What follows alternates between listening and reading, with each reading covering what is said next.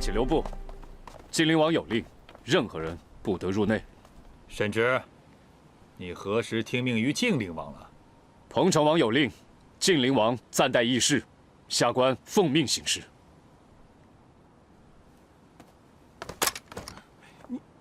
你敢？中书令见谅，下官奉命行事。彭城王虽贵为监正，但我等同身为人臣，自有劝谏之责。难道沈将军是要包庇黎妃不成？沈直，黎妃魅惑彭城王，你们沈家这是要恃宠而骄啊！兵曹侍郎慎言，黎妃乃彭城王侧妃，你们口口声声说黎妃魅惑彭城王，可有证据？哼！你一个领军将军，居然敢在此出言不逊，冲撞各位朝臣！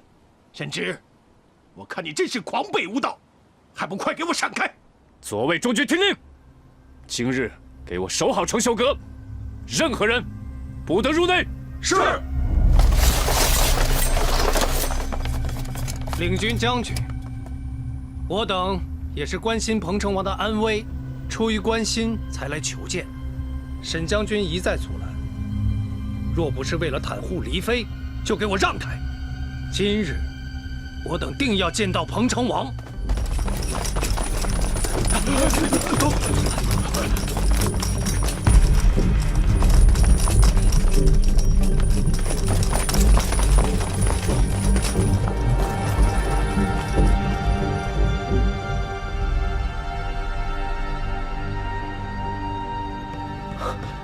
殿下，你快点醒来吧，晋灵王快压不住了。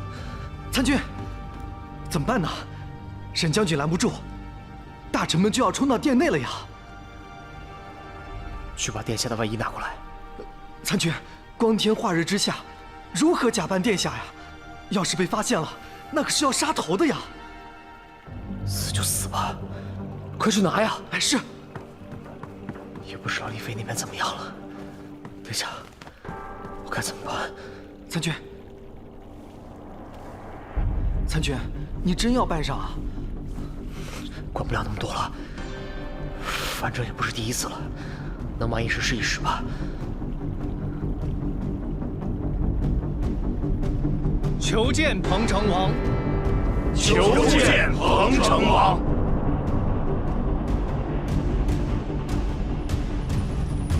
成何体统？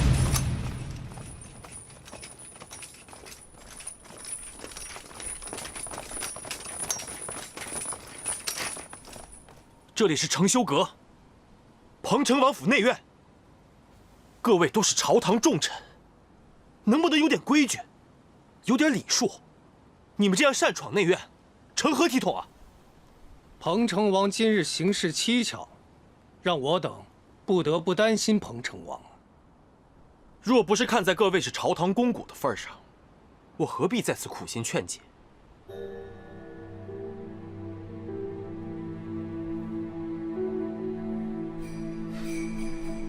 你们真是顽固不化！来人，统统带走！你敢？我有何不敢？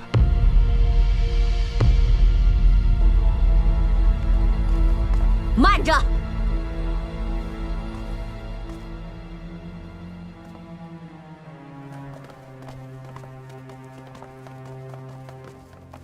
参见太妃王妃。怎么样？怎么样？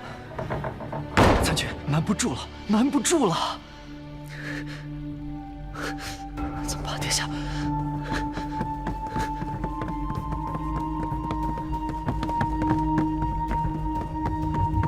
殿下，你快点醒醒啊！殿下，太妃来了！殿下。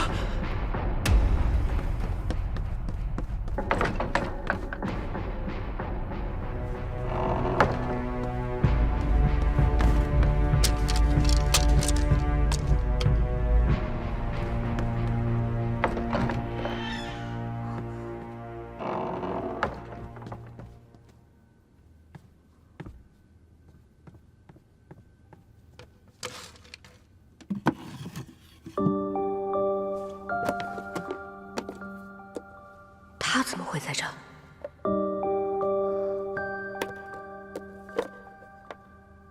天住丞相。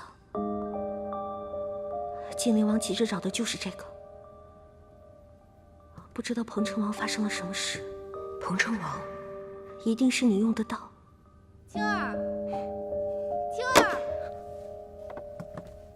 青儿，青儿，青儿，让你拿个披风怎么这么久？太妃还等着让你送过去呢。啊，来了来了。你快点送过去，若是太妃受了风寒，看怎么罚你。好。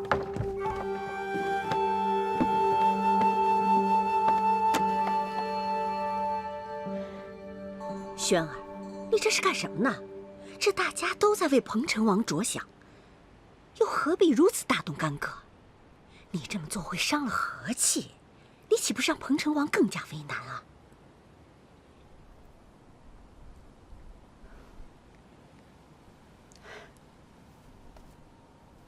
诸位大臣，你们都是在为朝堂做事，彭城王怎么会不愿意见你们呢？可是，这里毕竟是王府的内院，你们不顾礼法，贸然闯入，也实在是不妥，是不是啊？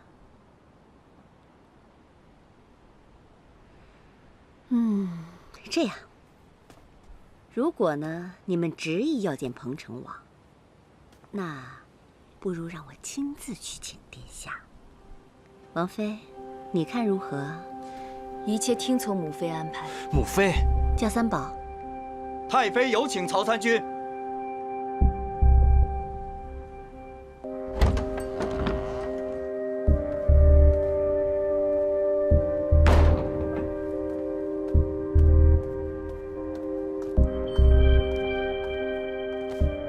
太妃，彭城王为何不见朝臣啊？这个，你吞吞吐吐的是何意啊？曹参军，彭城王究竟如何？你从实说来。这个，好，既然你不说，那我可就自作主张，亲自去看一看。王妃，你随我同去。母妃，太妃，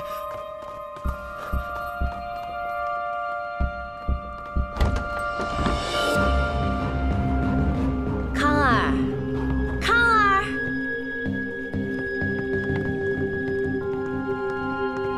太妃，太妃不便入寝殿，还请留步啊。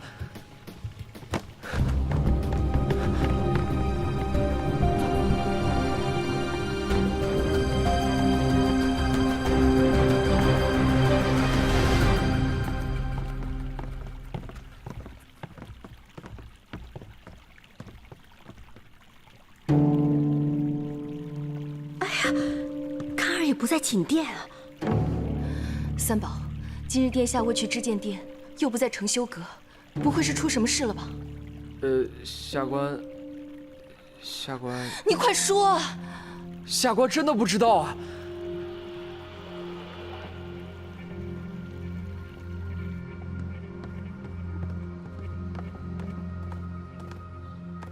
彭城王根本就不在承修阁。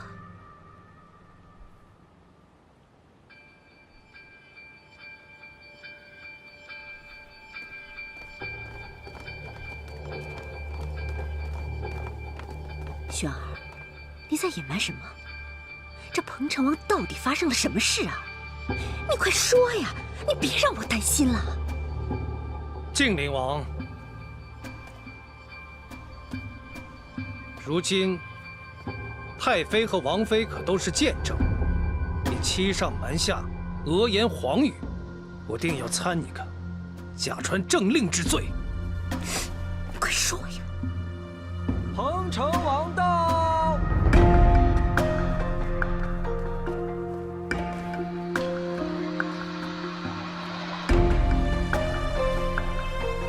慢一点。你们想让靖灵王说什么呀？参见彭城王。母妃也在啊。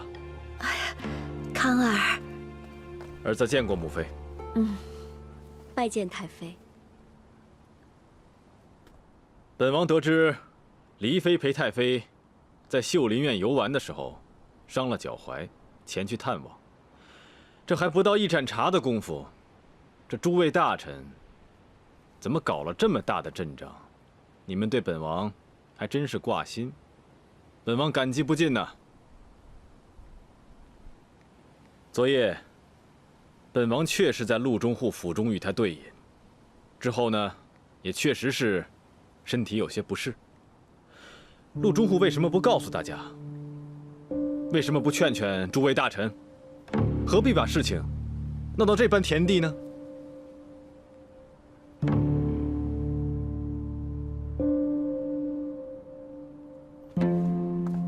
本王既让靖灵王宣令，他的话就是本王的命令。此时你们都应该在知见殿上议事，为何抗命不遵？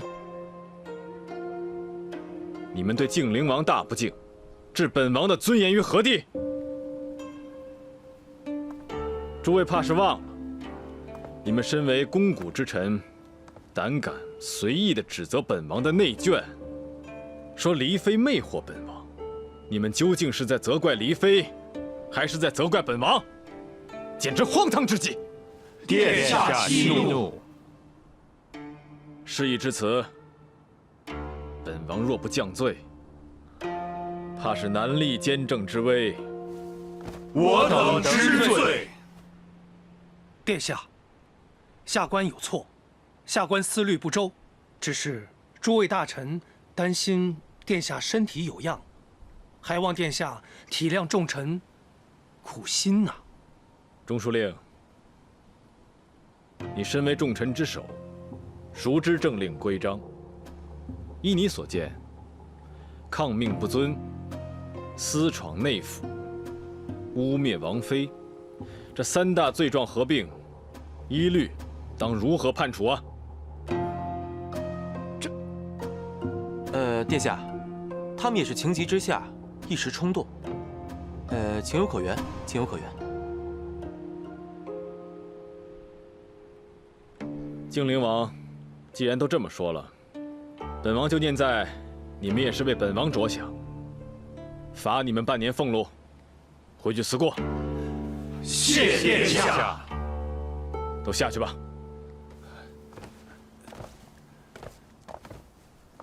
我等告退。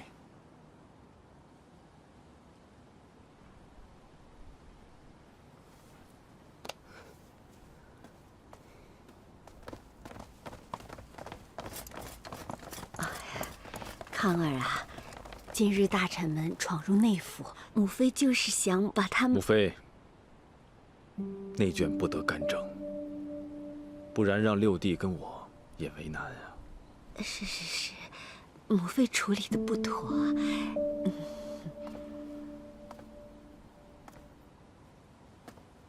云芝，没事，害你担心了。先送母妃回去歇息吧，我改日再去看你。好，走吧。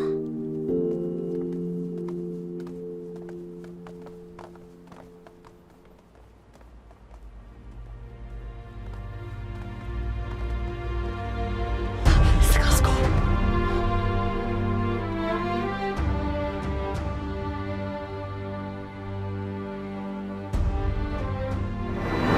师兄，我找到了沉香。四哥他怎么样了？还差虎胆。我去找。黎妃，沈将军快拦不住了，殿下再不行，咱们就瞒不住了。师兄，此事事关重大，若上朝臣们知道殿下现在昏迷不醒，若再有奸佞小人加以利用，那后果将不堪设想。师兄，你一定还有其他办法，对不对？有，我可以用银针先封住血脉，只留去池血，然后用银针汇聚血脉向上，这样可以逼出他身体内大部分的毒。但是，这样会有性命之忧啊！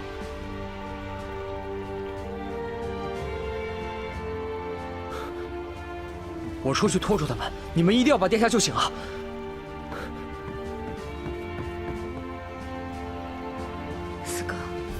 对不住了，我们别无选择。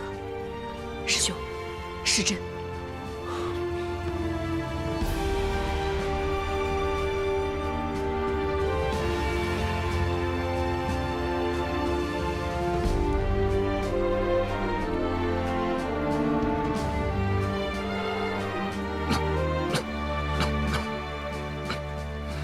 四哥，四哥，四哥，多亏了师兄，但这也只是暂缓毒性，并不是长久之计。四哥体内的毒尚未全解，可现在就差一个虎胆。这毒是我师父配的，他的手里定会有虎胆，只是现在要找到他，恐怕没有那么容易。不用担心，我现在已经醒了，我们一起想办法。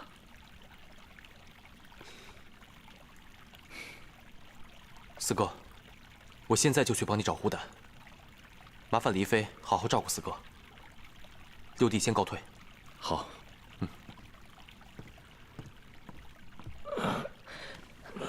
疼吗？不疼。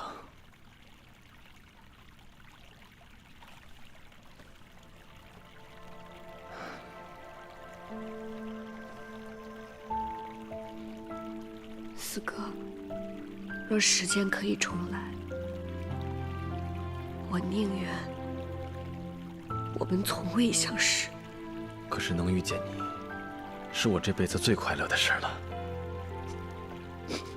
对不起，四哥，我真的不是故意的，我不知道那是你，对不起，伤一个痛，对不起，都过去了。四哥，你怎么了？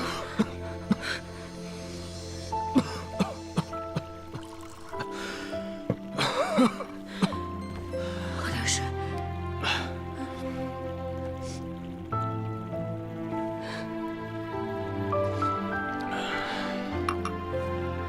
昨晚在三九堂，我听你和六弟的谈话，彭城民乱是吗？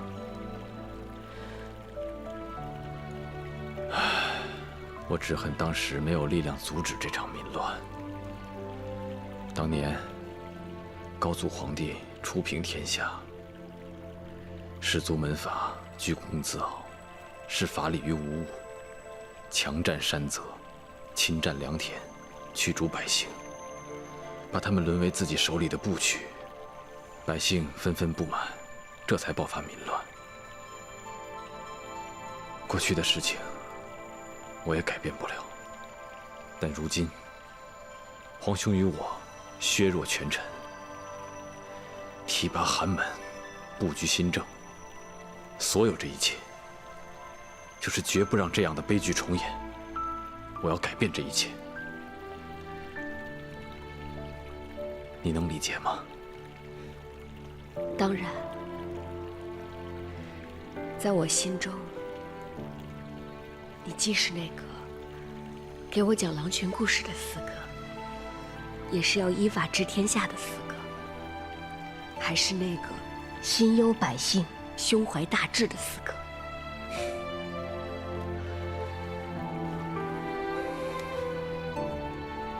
四哥只希望啊，今后你能陪在我身边，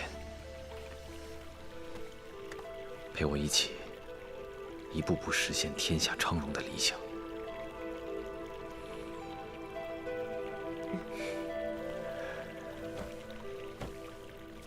从此，你不再是我魂牵梦绕的侠女，而是与我相知相依的离歌。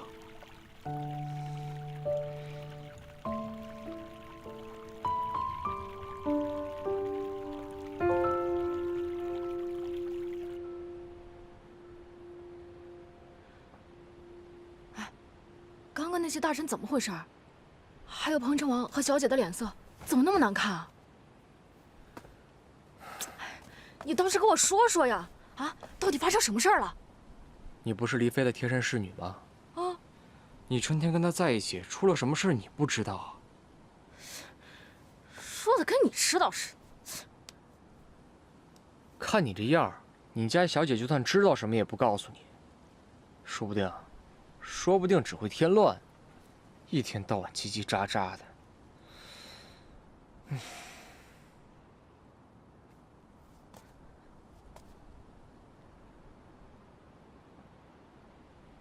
哎，你怎么不说话了？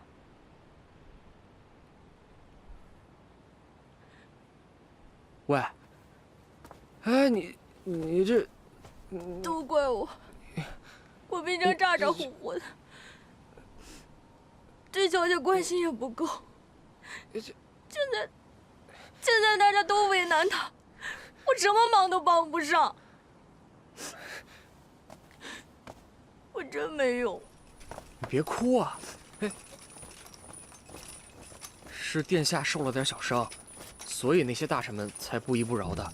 不过你放心，这些年殿下处理这些局面早已习以为常，有殿下在，你家小姐不会有事的。啊，所以你别哭了啊！你当真？当真。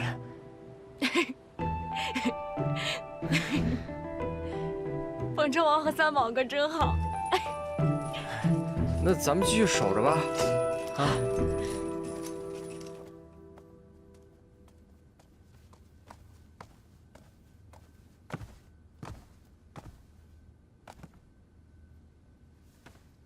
参见太妃。今日之事，你处理的太冲动了。即便你想逼住彭城王，那也不能做出带领重臣逼迫轩儿的举动。我警告过你很多次了。今日是侄儿心急，这才疏忽了。但侄儿也是一心为了大计。你给我记住了，成大计，就不可再为难轩儿。请姑母息怒，侄儿谨记。太妃，你让侄儿查的2味药有结果了。虎胆和沉香并用，性为大寒，药性极强，一般是用作驱除剧毒的药引呢。解毒？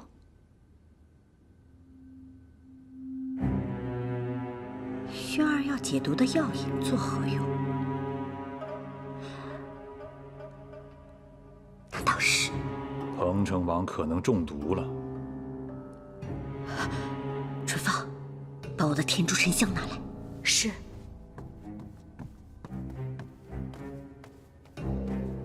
姑母，这是怎么回事啊？昨夜，轩儿来问我要天竺沉香，当时我心中有所警觉，便留了个心眼儿，谎称用完了。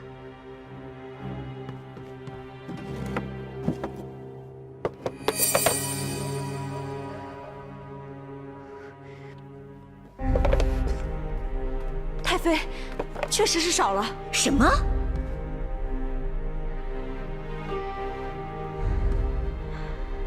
我只是去了程修阁一会儿的功夫，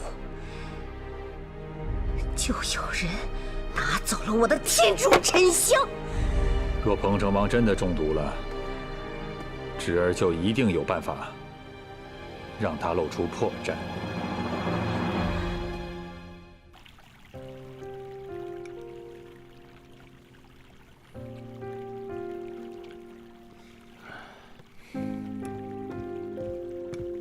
殿下，方侍郎求见。你在这里等我，我出去一下。小心点。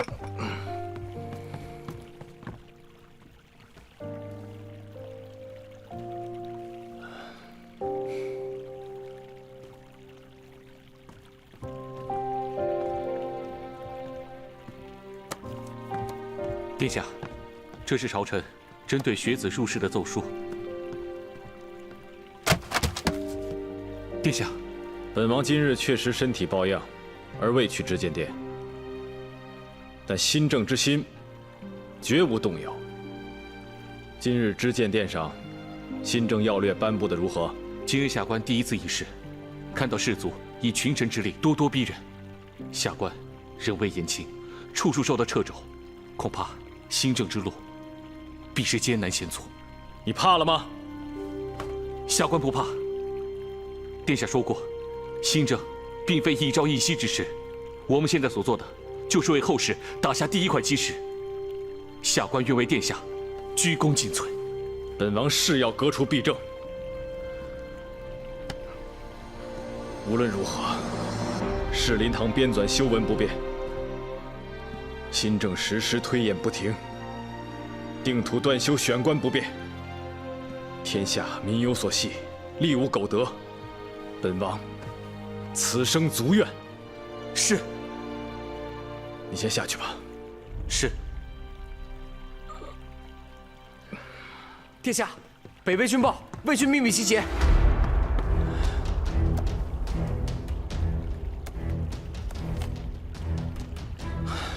魏军果然按捺不住了。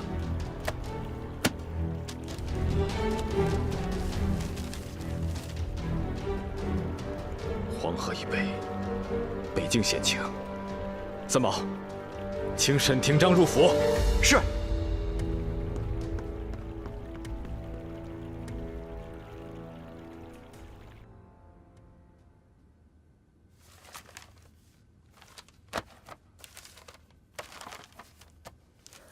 怎么样？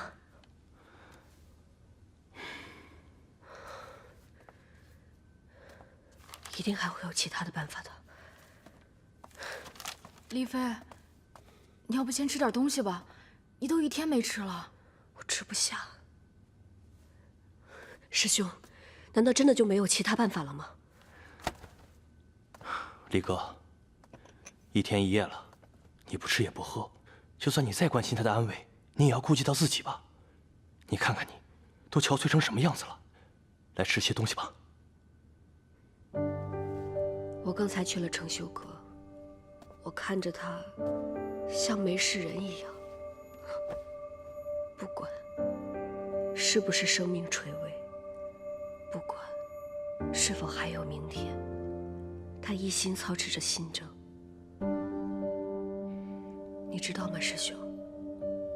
他并非我们之前所想的那样，他是一个为百姓考虑的人，他是一个好人。我不能让他就这么死了，他绝对不能死。一定还有其他办法的，还有其他办法。李哥，今天的事情让我明白，很多事情是听来的，若非亲眼所见，不能确信。是非对错，应该自己去衡量。以后我们不能只听信师傅的话了。况且，师傅他现在也不是原来我们认识的师傅了。我这就去找他。多谢师兄。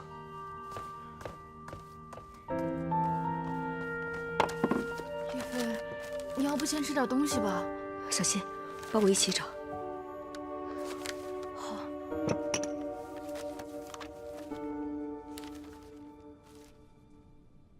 爹，又要出征了。魏军秘密调兵黄河沿岸，战事一触即发。这朝局错综复杂，你妹妹又刚嫁入王府，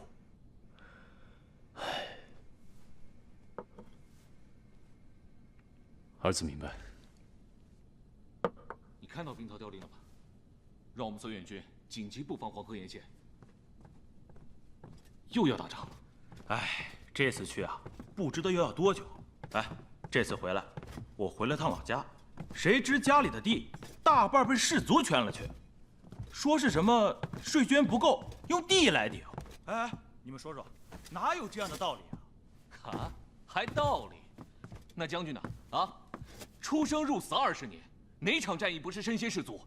竟也遭奸臣诬陷，落得下狱受刑，满身的伤。那帮贼子也下得去手？是啊，就那帮朝臣东西，哪能体会我们在边疆出生入死的苦？就是啊，谁说不是啊？保境安民的事，我等义不容辞，出生入死也不怕。对，是啊。可这帮奸佞，压榨百姓，勾结将军，真是气不过。够了！服从军令是我们的天职。将军这么做肯定有他的道理，不要再说了。是。你早就知道。益州大捷，士气高昂，将士们心中难免有一丝浮躁。紧接着驻防一案，虽说我们沈家洗脱了冤情，但最终还是伤了将士们的心。他们虽嘴上不说，但心中却已有怨念。是我疏忽了，没有及时体察将士，安抚军心。倘若被有心人利用，20万绥远军的战功，就是悬在我们头上的一把利剑。到时候，我们沈家该如何自处？爹说的对，将士们心中怨念甚深，若是带着这股怨念回北京，恐怕会影响全军。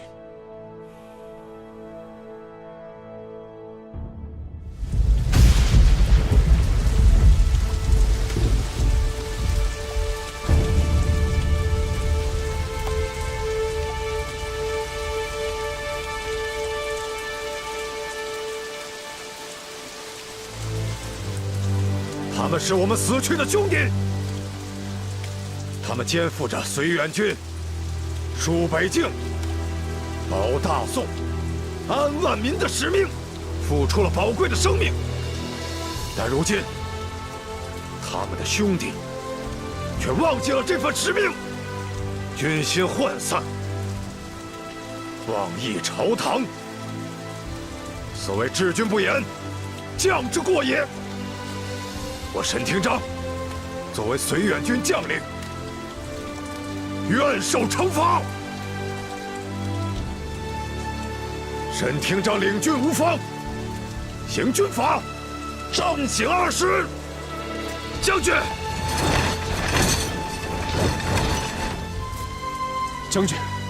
将军，将士们当然不会忘了保卫疆土的使命，可他们看到将军在朝廷里遭奸人陷害，将士们难免不平啊！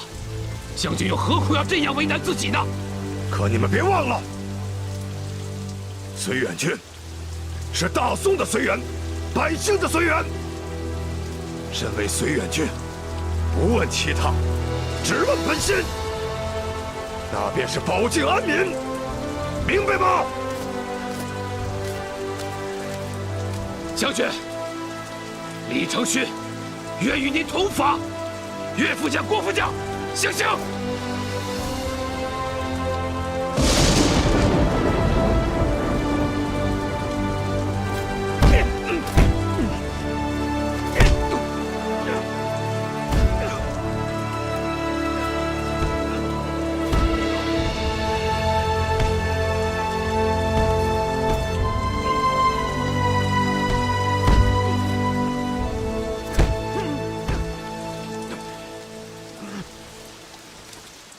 所有人归队！今日，在死去的兄弟面前，你们再告诉我一次，我们绥远军的使命是什么？戍北境，保大宋，安万民。保大宋！保大宋，安万民！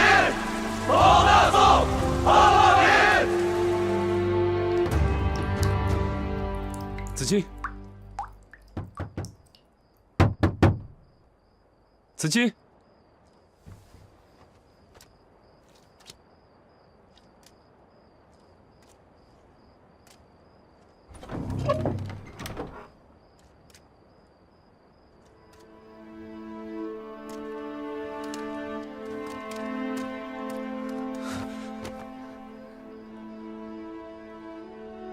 看到你真好。我好想你，好想你。你是个将军，你怎么可以像小孩子一样？这要是在战场上，让你的副将看到你这样，可是要笑话你的。你都知道了。嗯。这一别，可能是几个月、几年，也可能。我不准你这么说。我生在蒋门，这条命就属于战场。我怕耽误你的幸福。你看这双手，上面布满了茧子，它的主人心中一定藏满了抱负，一直都不忘苦练武功。子敬，这双手的主人啊，4岁熟读兵书，7岁张弓搭箭，15岁第一次随兵出征，就立下了征讨临沂的头功。他率领千骑，保卫疆土，战场之上尽显锋芒，身手不凡，无人能敌。全城那么多女孩都爱慕他，这样的一个人，他心里却念着我，想着我，心里放着我。你说我幸不幸福？我成全他的理想，也愿意实现他的抱负。他做什么，我都想支持他。只有这样，我才觉得自己配得上他。无论生死，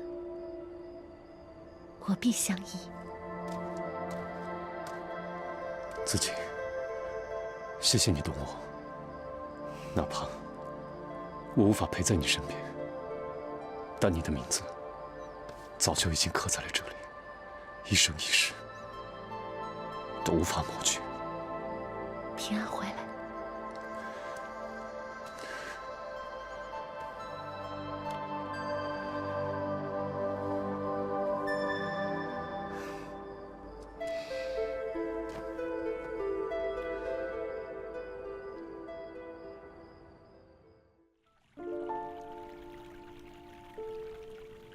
南风知我意，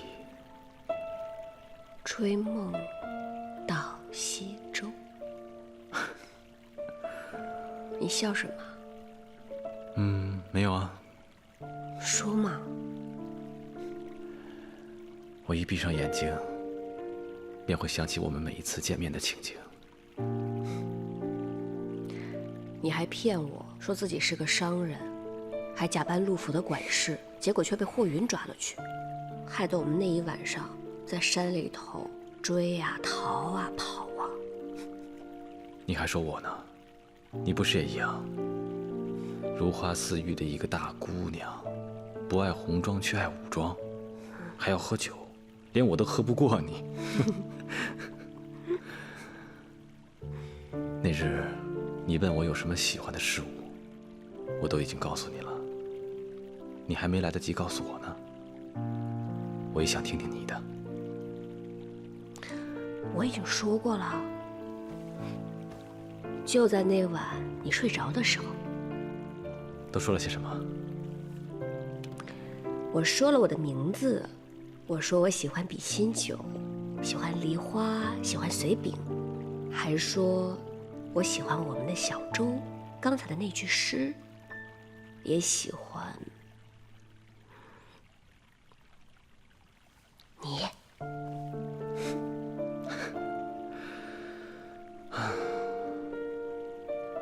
怎么了？原来我们的侠女也有害羞的时候啊！谁害羞啦？你才害。没事吧？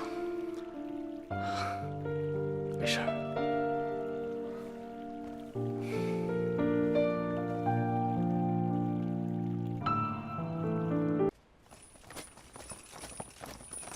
何事？太妃命我送些栗子和鸡汤给彭城王。真是不巧，黎妃在殿内，现在怕是不太方便。哦，可这些东西要是拿回去，太妃定会责罚。我从小体弱，经不起板子，还望通融一下。我就进去把东西放下就出来。那你动作快点。多谢。李哥，四哥要你答应一件事情。你说。绝对不能跟任何人承认你刺杀过我，任何人都不可以。你的苦衷，我明白，但是这牵扯到朝堂，牵扯沈家，甚至会牵扯新政，有太多的居心叵测之人。此事如果泄露分毫，事态有可能会失去控制。只要你咬住，没有做过，四哥都会有回旋的余地。四哥，还有，万一我……四哥，总之，绝对不能承认呢。不会的，四哥，听话，你一定会没事的。答应我。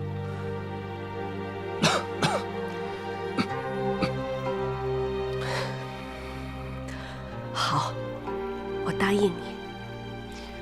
但是你也要答应我一件事，我们两个绝不分开。好，我们再也不分开。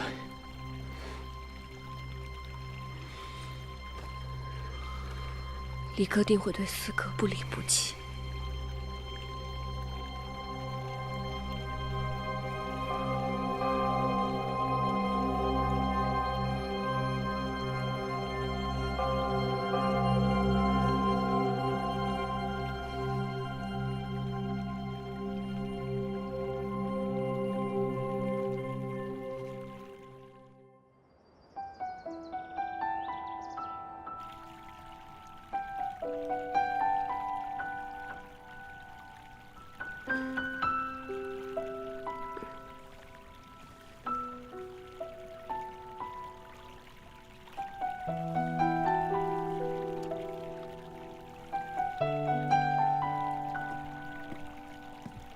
李妃，李妃，殿下该去知见殿了。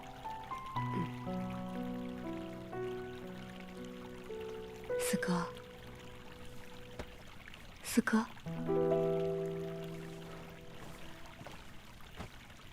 四哥，四哥，快醒醒，四哥，四哥。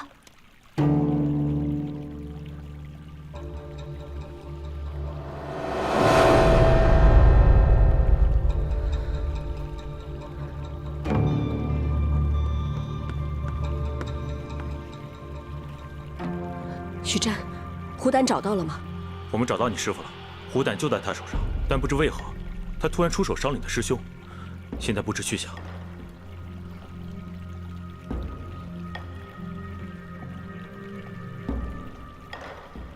李哥，若鹏城王出现昏迷不醒，给他服用此药暂缓。此药极为凶险，必须在4个时辰以内服下千丝饮的解药，否则必死无疑。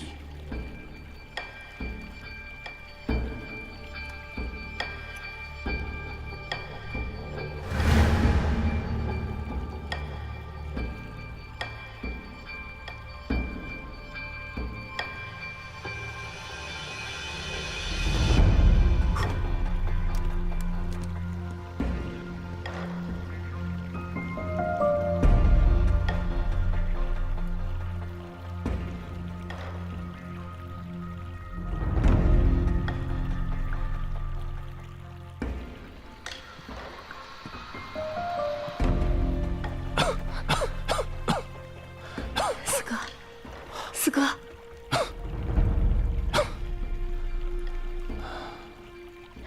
四哥，你醒了。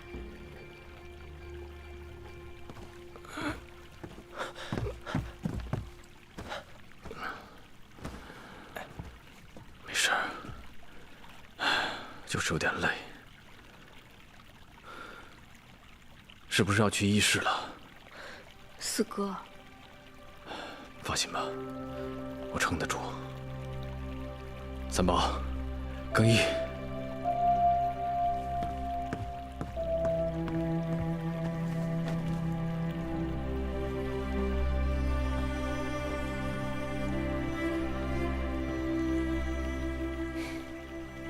等我回来，没事的。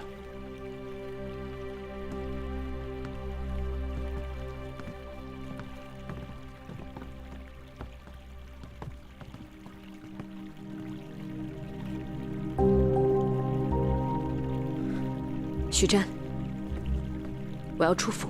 出府？可彭城王回来的话，只有4个时辰，我定要拿到解药。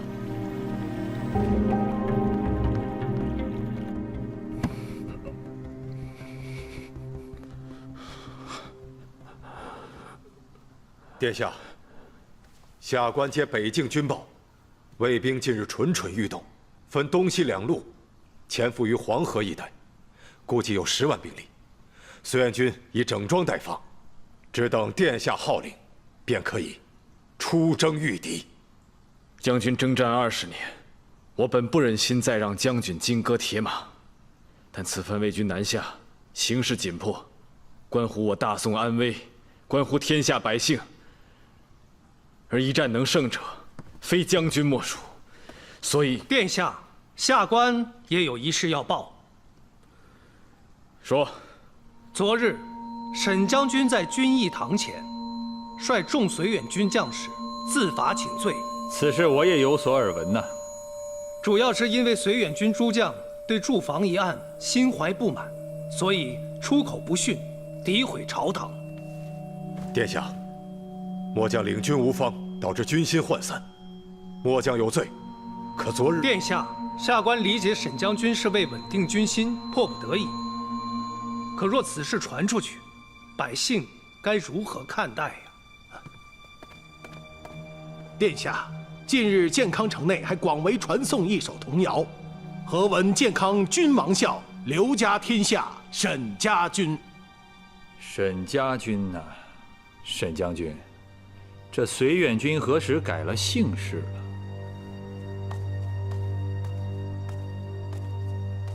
什么歌谣啊？那都是无稽之谈。各位身为朝堂重臣，轻信谣言，说出去不怕笑话吗？定是战事在即，有人无中生有，从中作梗罢了。此言差矣啊，晋灵王。正所谓，人言可畏，积毁销骨。此事现在已不可小觑，军心、民心都会因此有所不稳。沈将军，军议堂一事是否属实？昨日之事确有发生，但绥远军乃大宋的绥远军，保境安民乃绥远军的天命，将士们绝无退缩之意。就算传言有误，但眼下战事在即，若任其发酵，后果将不堪设想，也会影响我朝抵御外敌之力。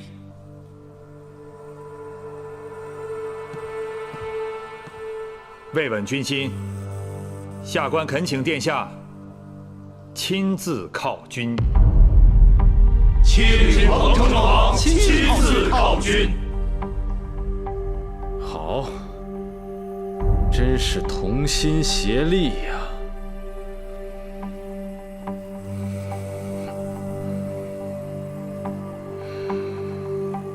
本王犒军。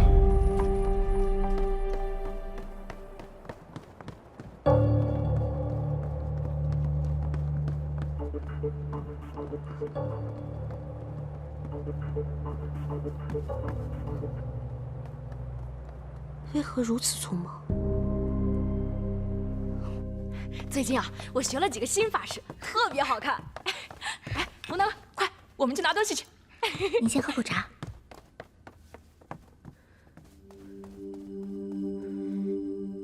李飞，你快来看看，你喜欢哪个？我觉得粉色最好看了。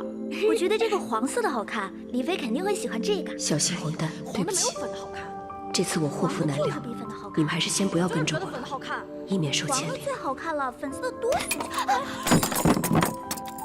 大胆！这些都是彭城王亲赐的贵重之物，竟然连端都端不稳。对不起，李飞，我没端稳，对不起啊。请李飞责罚。当然要罚。小心混蛋，你们两个作为方英阁的长侍侍女，这点小事都做不好，杖罚20，罚入苦役，带走。罚这么重，这不就是李飞，不要跟我们走！李飞，不要跟我们走！我错了，你原谅我吧！跟我们走！李飞，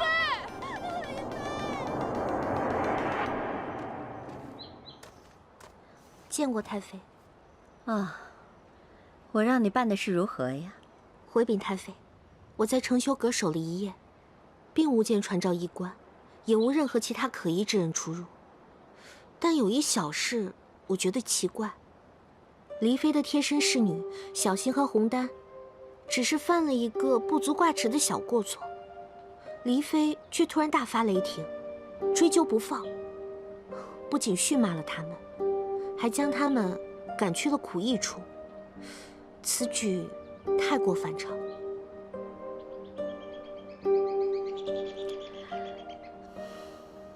竟有这样的事！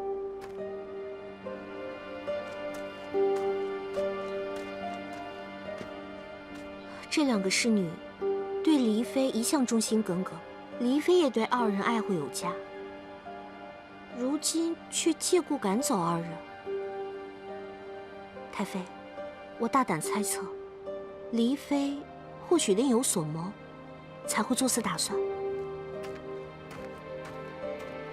太妃，此言不无道理啊。你继续盯紧芳音阁，若再有什么动静，立刻向我禀报。是。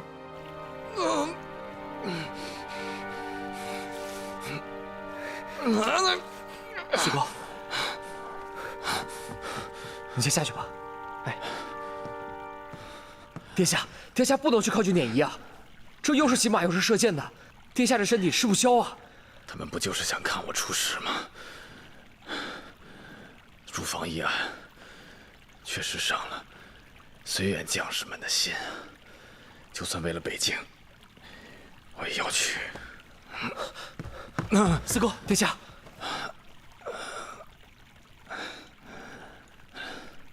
丽妃呢？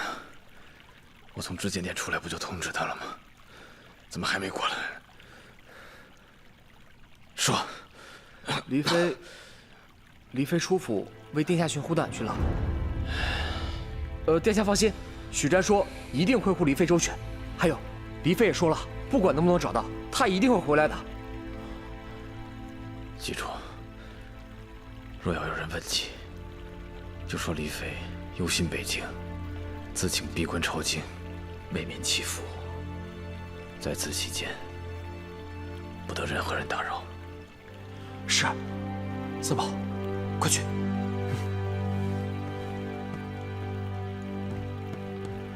四哥，去找沈直，跟他说，无论黎妃找没找到虎胆，千万都不要再回彭城王府。四哥，我怕我坚持不住了，我只希望他能平平安安的。来，扶我起来。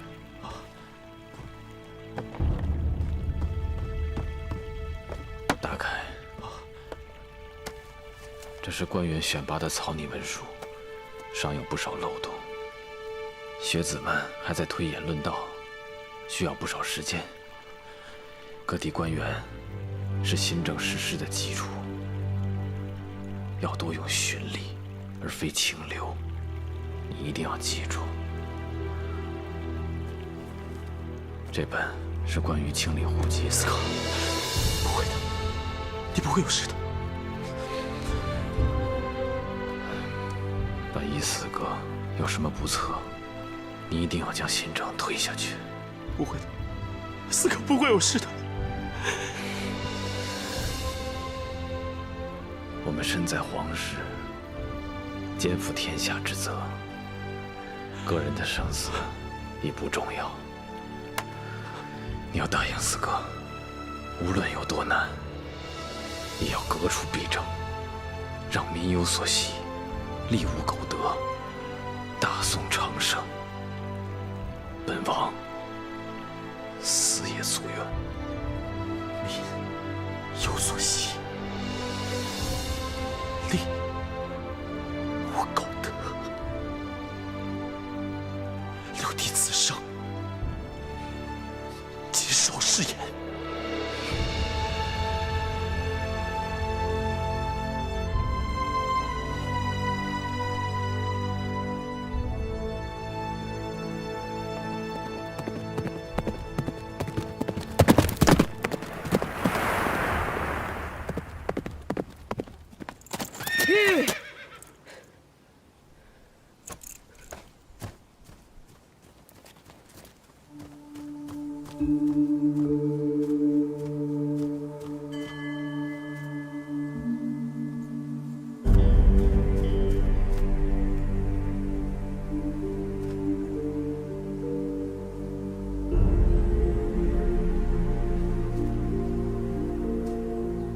为什么？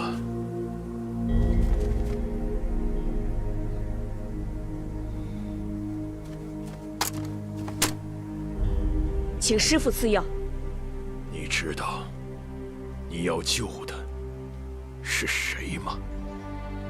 徒儿知道，彭城王。不，你要救的是你的仇人，是杀你全族、杀你父母的仇人。你还要救他吗？就算我爹娘真的是死于当年那场民乱，彭城王也定有他的苦衷。我所认识的彭城王，他是个心怀百姓的好人。好人？那太傅崔和会死？他为了保住自己的地位，纵容陆氏一门，以致朝廷凋敝，百姓不食。这样一个残暴昏聩之人，你居然说他是好人？为除奸贼陆远，他不惜以身犯险。就算如今身中剧毒，他也心怀百姓，为社稷担忧。彭城王绝非是昏聩残暴之人，那仅仅是表面。我相信师父，并非是个不辨是非之人，孰真孰假，早晚便知。师父不要被谣言所蒙蔽。被蒙蔽的是你。我教了你这10几年，为的是什么呀？你才认识他几天，居然全忘了。徒儿不敢忘。离哥自小无父无母，是师父收养了我，所有的一切，也都是师父亲手教育我的。师父于离哥而言，如同再生父母，有再造之恩。我把师父、师兄、阿奴和众姐妹早已当成一家人，师父的谆谆教导，也早已铭记在心，一个字都不敢忘。只是师父，我们错了。彭城王并非是我们所想的那样不谋其政。我所亲眼见到的他，为还朝堂清明，惩治奸贼，殚精竭虑。他隐忍多年，就算举步维艰，心中也一直存着为百姓谋福祉的夙愿。我相信我所看到的一切。够了！我为你们筹划这么多年，你居然反过来为他说话！师父为何始终不相信徒儿所言？这一切究竟是因为我们，还是另有所图？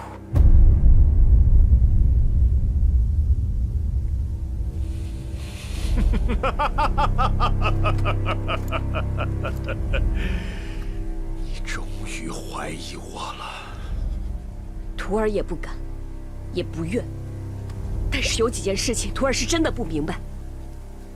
师父钦定朱雀盟盟规，用毒乃艰险之举，绝不可碰。可师父为何私下在匕首上下毒？这究竟是为了什么？为了确保杀掉这个奸贼。那他既已中毒，为何又引陆远来追杀我？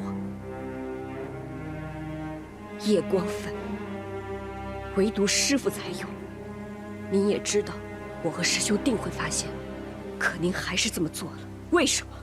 因为在您的计划里，早已决定牺牲掉我们。养育了你18年，这18年的养育之恩，你置于何地？是，师父养育我们18年，可是这18年来，从一开始，我、师兄、空城、阿奴、朱雀盟的所有兄弟姐妹，早已在您的棋局里。我们任人摆布，要用的时候便用，该舍弃的时候便被舍弃。我们什么都不能做，什么都不能想，甚至我们根本就不会知道真正的真相是什么。可是直到现在，我才明白。原来真正的真相是，在师父眼中，我们只不过是一颗颗棋子罢了。伟大计划，我不惜一切。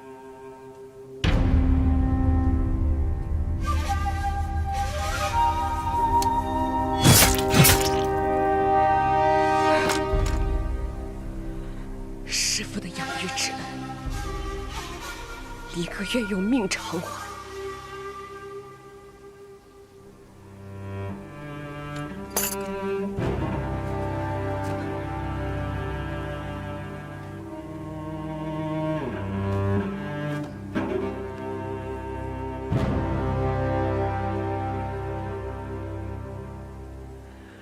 求师父赐药，只要他活着，离歌任凭师父处置。愚昧无知，痴心妄想。他生我生，若他死，离歌绝不苟活。对不住了，师父。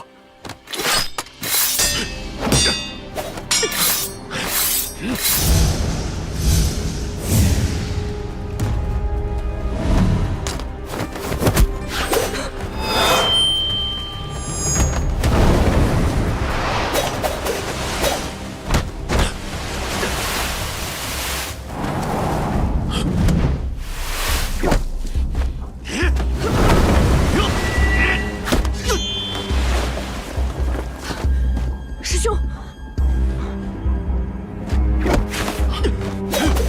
接着。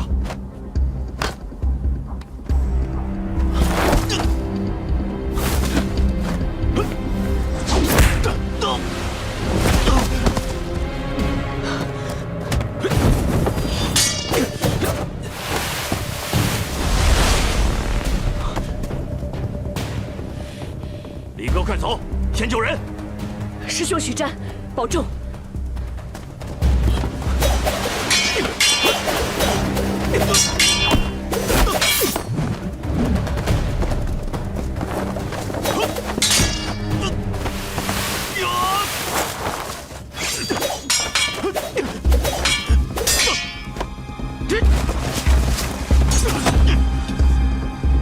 师傅，不要再执迷不悟了。